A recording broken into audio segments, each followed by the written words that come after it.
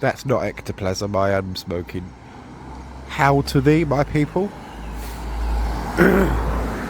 Greetings and how, dearest souls. Hope you're all okay.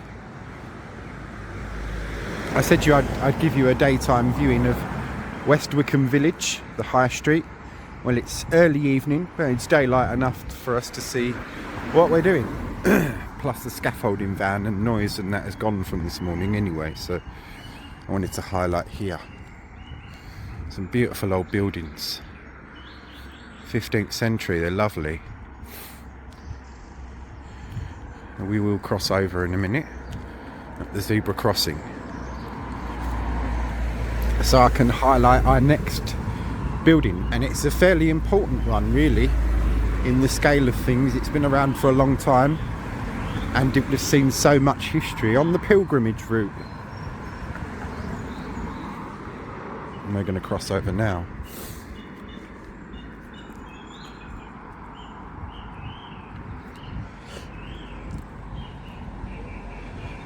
You see the village by night, this is it by day, or near enough anyway. West Wycombe Village Hall. There are currently a lot of elderly ladies inside knitting, which I could see through the window.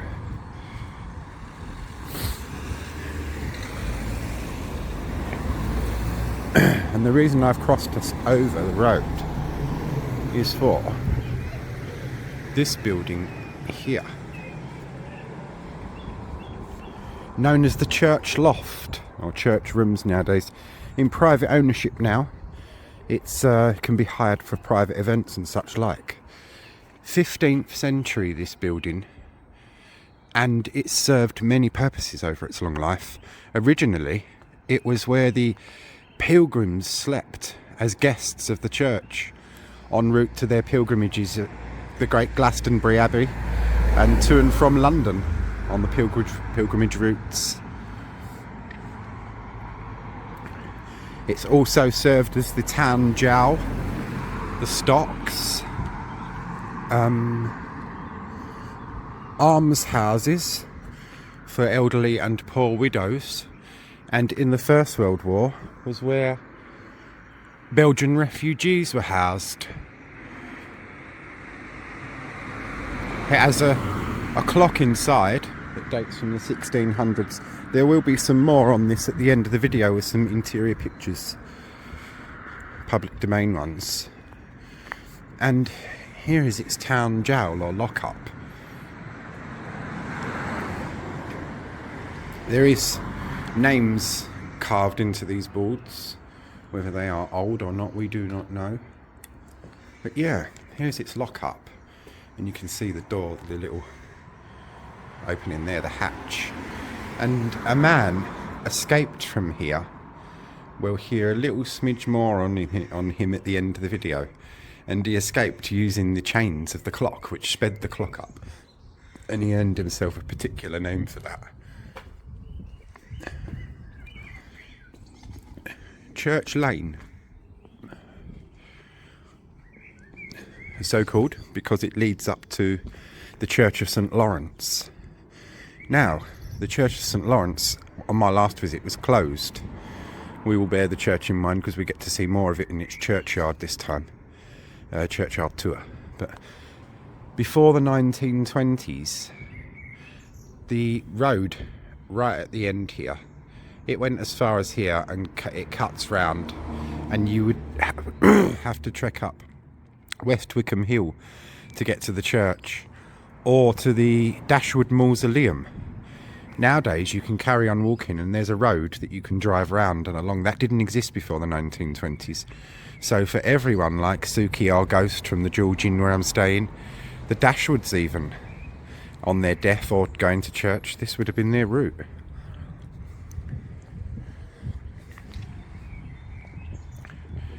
At the church loft, the rear of it. This is High Wycombe Christadelphian Ecclesia. Services Sunday Memorial 4 p.m. Sunday address 6 p.m. Yeah, a little old ragstone building. West Wycombe has two churches. One called the Winter Church and one called the Summer Church. So called because the Winter Church, which is down here in the village, built in the latter Victorian era, was used in the winter, and the Summer Church of St Lawrence is up there, which had no electricity or supplies of any kind run into it till the 1970s, was only used in the summer after the building of the church down here in the town. Before that, before St Paul's went up, which you're going to see, which will be your next video, anyone, rich or poor, would have had to trek up Church Lane and then up the Great Hill. So yeah. And the George and Dragon Inn, 1723, a coaching inn, and where I'm currently staying. And just there is my window. This is the room I'm staying in, with the George and Dragon sign above it. The pub is notoriously haunted by several entities, apparently. Suki being the main one, who was a servant here. She was tricked by local lads, sent a letter saying that a gentleman who'd been passing through, she'd taken a fancy to and him to her obviously, that he'd decided to marry her and that she was to meet him at the caves dressed in her best dress, which happened to be white. No link to her dress and the white wedding. At the time that didn't exist. Queen Victoria invented the white wedding, really, with her white wedding dress. Suki's dress just happened to be white, being the best one that she had. And she walked from the George to the caves and was spurned and mocked by these lads. Stones were thrown by Suki, stones were thrown back by the lads. One of those stones, sadly, was a little bit too big. Hit Suki on the head, she died, and the ghost of the White Lady has been seen ever since, wandering down this high street and to and from the caves. On my last night, we will be covering that in a paranormal investigation. If that's your thing, tune in.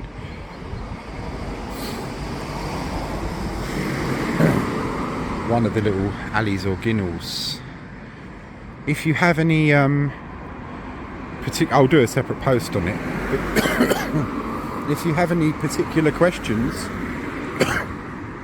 you'd like asked during the paranormal investigation, let me know in the comments section, either here or in the specific post that I'll do about it, and I will ask the questions. Don't forget, it's the Hellfire Club we're dealing with, a parish churchyard in which has been seen a ghost of a man dressed in 18th century clothing, wearing a tricorn hat. This is the Swan, another old pub, and one which I will be covering. The pubs will be covered separately. Tudor House, fine English butchers, looking back from where we've come. The Apple Orchard, which is a coffee shop, and they sell trinkets, glassware, and some pretty nice stuff as well, and reasonably priced. That's the thing when you come when you come here. What I've discovered is how cheap everything is. The beer, £3.90 a pint, whereas in London, like, you're £6.80. The tobacco, £23 and 70 something pence I paid today, whereas in London it's £28 and 41p.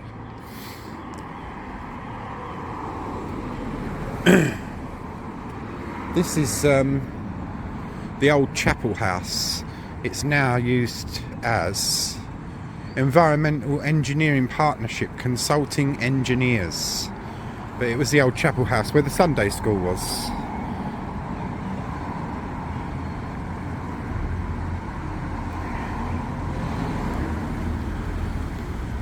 And these are the names of people that would have been benefactors or important enough to be laying foundation stones. Nice old building in its own right.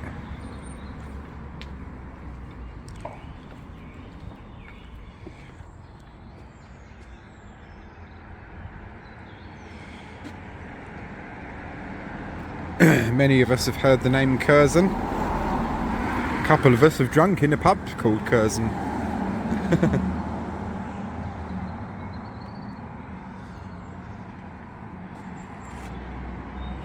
Oh, how charming and delightful.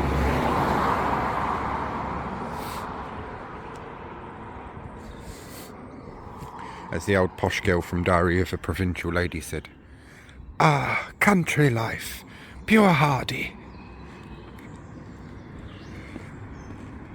I only know this because my nan was particularly fond of an audiobook called Diary of a Provincial Lady, which she listened to several times.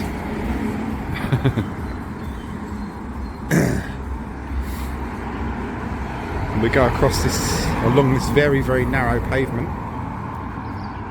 These were alms cottages years ago. The Dashwoods again, and a bit more of their charity. We'll get onto that in a minute. This little alley, or ginnel, as they call it locally here, is haunted, and whoever haunts it, it's believed to be a male entity. It probably isn't very nice, because when people go down there at night time, they get a awful feeling. Back in the old days, the rainwater and sewage would have ran down here because there were no sewers. And this was, in its day, a bit of a notorious spot for being mugged. In the 17 and 1600s, when people turned out the pubs and the inns, and there were free pubs here, and there would have been more in the old days, they'd go down here and do things, and stuff would happen. But whoever he is rumoured to not be very nice. Back to the almshouses. Just here, where you see this orange building, that's the gatehouse for West Wycombe Park, Lord Dashwood's country estate. And when the servants of the estate, either house or grounds, became old and infirm, they didn't have retirement plans in those days. You hoped and prayed you had a decent enough employer. And luckily for many of them, they did, because this was their retirement plan, set up by the Dashwoods, an almshouse where they were set aside alms and food and a clothing allowance and things like that. And they were even given money called their dole, the dole money, which was doled out by the Lord. And every Christmas you would be given a Christmas present. Any of you that may have watched Cranford or something like that, when you see the servants all lining up, bowing or curtsying to the Lord or Lady and receiving their Christmas box, that's exactly what happened. You would be expected to either make your mark in the ledger book or sign, which was rare for servants, and a lot of the gentry didn't like their servants being able to read and write because they thought it gave them ideas above their station. So that's basically what you'd be expected to do, to sign or make your mark, to acknowledge that you'd received your wages and your present and whatnot, your charity or kindness from the Lord or Lady, and off you'd go and enjoy your Christmas. This is the gatehouse. Where we're going now is over here, which is the old kitchen garden for West Wycombe Park, for the Dashwoods. Every big country estate in its day had a kitchen garden. It produced its own vegetables and produce and fruits, even in winter, with the peach houses and forcing houses and the skill of the head gardeners who would train the under gardeners, who lived in something called a bothy and were under the strict rule and control of the head gardener. And where we're going, being evening time, is closed now, but in the spirit of London Luke, we shall have one that I filmed earlier, which takes us inside this lovely old kitchen garden. And I've enjoyed this one particularly because on my mum's side of the family, if you go back to an ancestor called Thomas Williams, who had a son called, interestingly enough, no Italian roots whatsoever, Mark Angelo Williams. Thomas Williams was a gardener at Hanley Castle in Worcestershire, at one of the big houses there. His son, Mark Angelo, in his youth was a gardener. Then he became a domestic coachman for the same family. That's basically what he served all his life until he went blind. My granddad Mark remembered him being blind. He wore black glasses that looked like swimming goggles. But his father had been a gardener, and his father before. At Hanley Castle, very much in one of these types of places. Our first wee glimpse of it.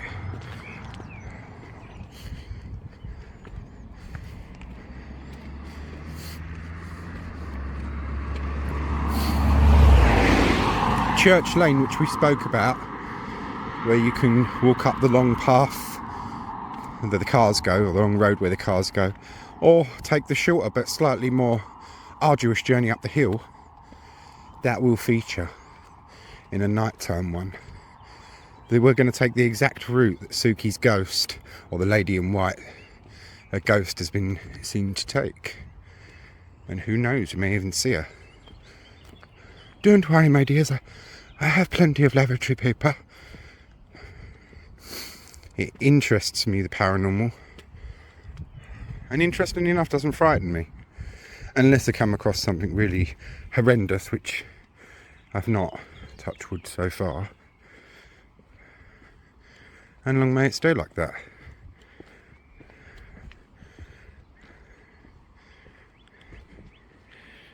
And here we are. Visit the Walled Garden Cafe. Here it's opening times.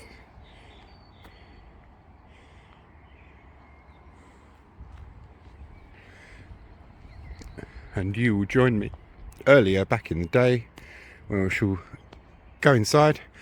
I first have my pan of chocolate and a cup of very strong nice tea, I must admit, very nice, in the peach house, which the old gardeners would have called a forcing house. So, join me earlier in the day for this one.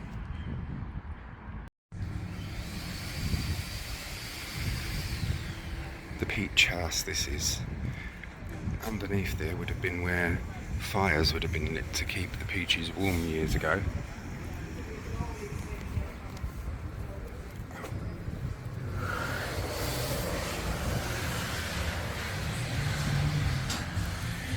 On my mum's side, my Williams ancestors that worked at Hanley Castle in that area in Worcestershire, at one of the big houses there, they were gardeners and would have worked in a walled kitchen garden quite similar to this.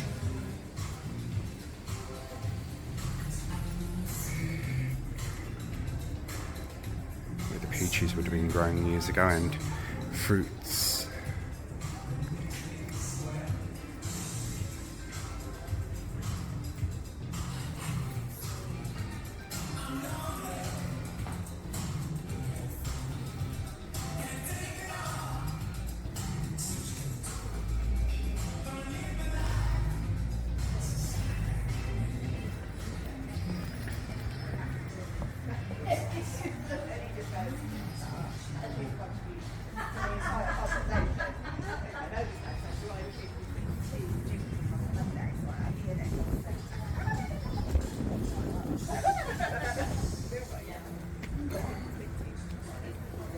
Pottery.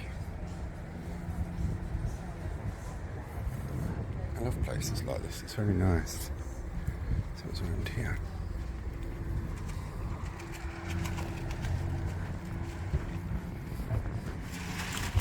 Not much.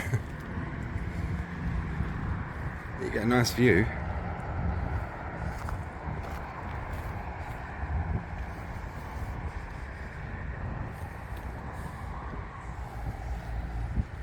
Pottery. There's another little shack type thing there.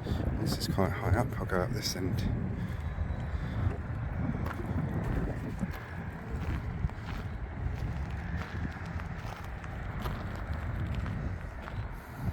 And this is your walled kitchen garden, somewhat changed. And this little old cottage here would have been the head gardener's cottage. I don't know if you can see it just in there. There. There would have been another little cottage somewhere where the junior and under gardeners would have slept and lived, and that was referred to as a bothy. Head gardener's role was to train those young men, keep them in check, and preferably, hopefully, prevent them from getting any young ladies in the village in the family way. because the fathers would would go to him for answers as to why, how and when and all this business. So yeah, it wasn't just a role of gardening for a head gardener, it was a big responsibility as well. Yeah. Their own water supply to hand as well.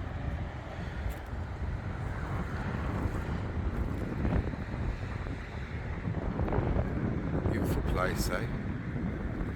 Lovely. And the Dashwood Mausoleum up on its hill.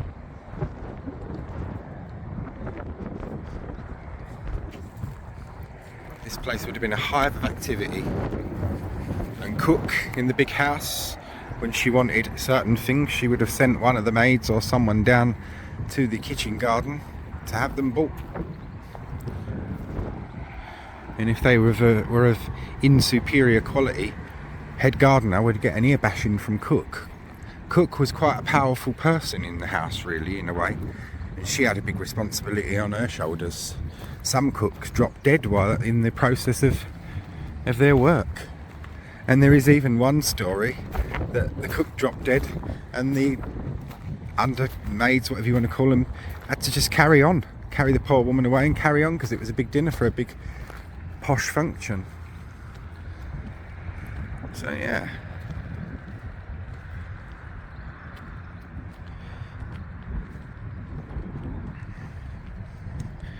that's our little wander through West Wycombe village in all its beauty and history. Had my spot of lunch, which was a pan au chocolat. First time I've ever eaten something like that, and it was very nice, I must admit. And a nice cup of tea, strong tea as well, not ditch water tea or whatnot like that. So yeah, hope you all enjoyed this one, ladies and gents, and thank you for watching. And here you see the church loft and West Wycombe High Street in 1906.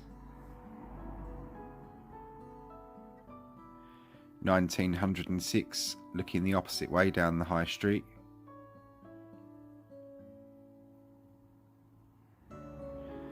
This is Church Lane, 1955, where we walked under the church loft and up that little lane, or where we will.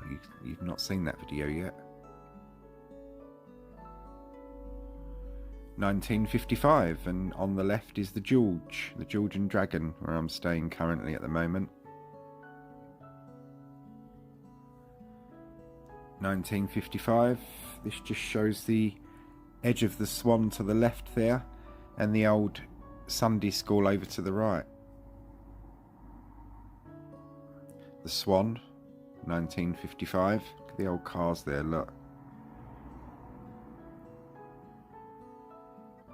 And this is the apple orchard, where we'll be going for breakfast soon. And it's a beautiful little tucked away spot, and I hope you'll enjoy it. That's if they let me film and photograph. And we zip back into the past again to where we ended, really. I can find no old online images of the walled kitchen garden, so basically this is where we crossed over to the left would be the walled kitchen garden. You can just see its wall there, and up on the hill the Dashwood Mausoleum, the little pedestal right front centre, that's gone now, that's no longer there. Yeah, hope you all found this one interesting, and thanks for watching.